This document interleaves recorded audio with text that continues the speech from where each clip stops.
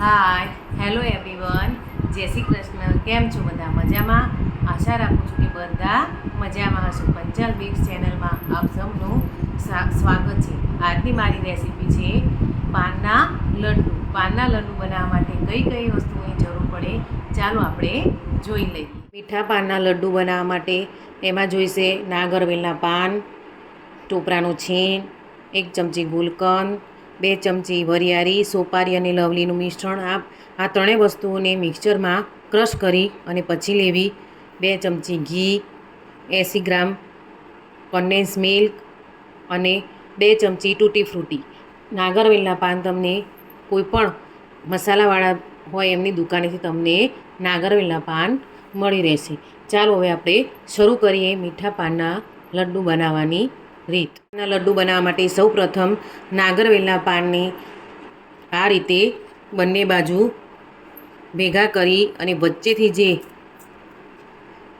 વચ્ચેની જે મોટી દાંડી છે તેને દૂર કરી લેવું અને પછી એના નાના નાના ટુકડા કરી લેવા. એવી જ રીતે બધા પાનના ટુકડા કરી લેવા.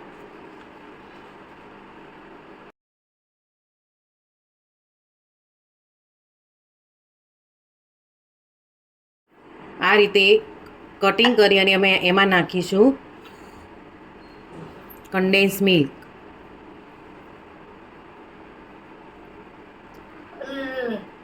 હવે આ બંને વસ્તુઓને મિક્સચરમાં ક્રશ કરી લેવું.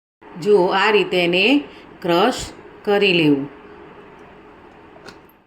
હવે એક ડીશ લઈ તેમાં વરિયાળી, સોપારી અને લવલીનું મિશ્રણ લઈ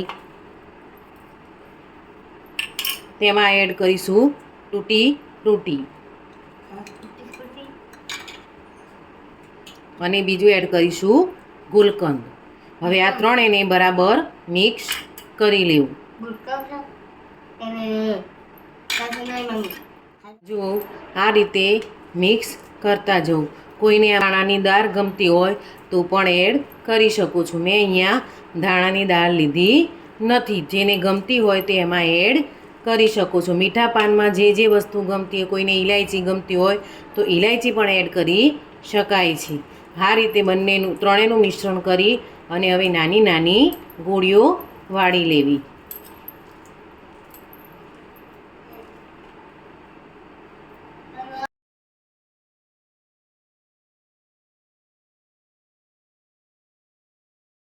જોઈ શકો છો કે આ રીતે ગોળીઓ વાળી લેવી. આપણી ગોળીઓ હવે વળાઈ ગઈ છે. હવે ગેસ ઓન કરી એમાં આપણે સૌપ્રથમ નાખીશું 2 ચમચી ઘી.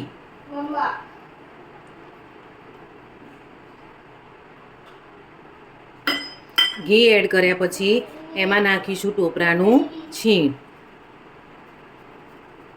થોડું મેં બચાવી લીધું છે કે જેથી ગાર્નિશિંગ કરી શકાય એટલા માટે. આટલું મેં એનું ટોપરાનું છીણ બચાવી લીધું છે.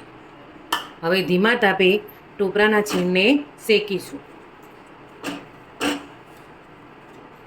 વધારે નથી શેકવાનું કે જેથી દાજી જાય. ધીરે ધીરે અને ધીમા તાપે શેકતા રહીશું.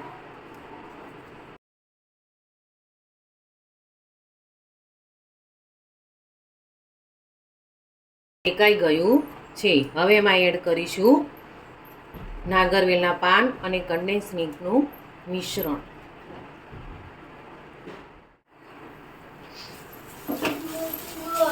જો આ મિશ્રણને અંદર એડ કરી દો. હવે ધીરે ધીરે એને હલાવતા રહીશું.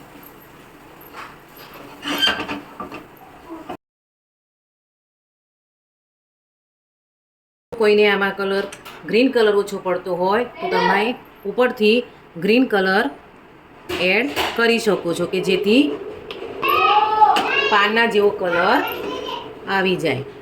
તમે જોઈ શકો છો કે આપણે ઉપરનું લેયર કમ્પ્લીટ તૈયાર થઈ ગયું છે. હવે ગેસ ઓન કરી અને એને હલાવતા રહેવું.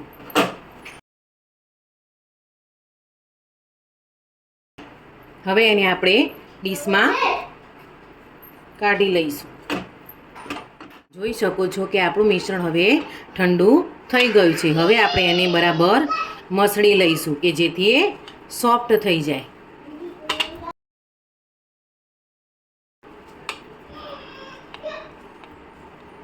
હવે આમાંથી આપણે નાના નાના બોલ્સ બનાવીશું.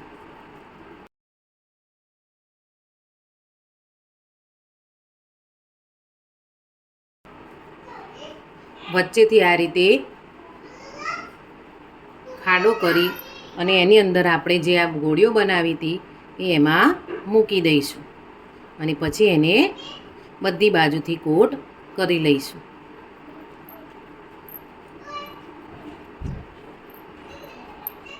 જોઈ શકો છો કે આપણા બોલ્સ તૈયાર થઈ ગયા છે. હવે એને આપણે ટોપરાના છીણમાં કોટ કરીશું.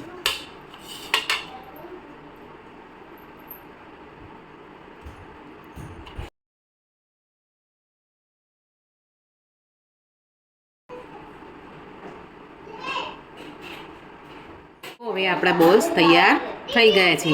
હવે આ જ બોલ્સને આપણે ફ્રીજમાં અડધો કલાક માટે ઠંડા કરવા મૂકીશું, કારણ કે મીઠો પાન હંમેશા ઠંડો સરસ લાગે, ગરમ સારો ન લાગે. એટલે આપણે આને અડધો કલાક માટે સેટ કરવા મૂકીશું. આપણા લડ્ડુ તૈયાર થઈ ગયા છે, મીઠા પણ થઈ ગયા છે અને ઠંડા પણ થઈ ગયા છે. તો આ તૈયાર થઈ ગયા છે મીઠા પાનના લડ્ડુ.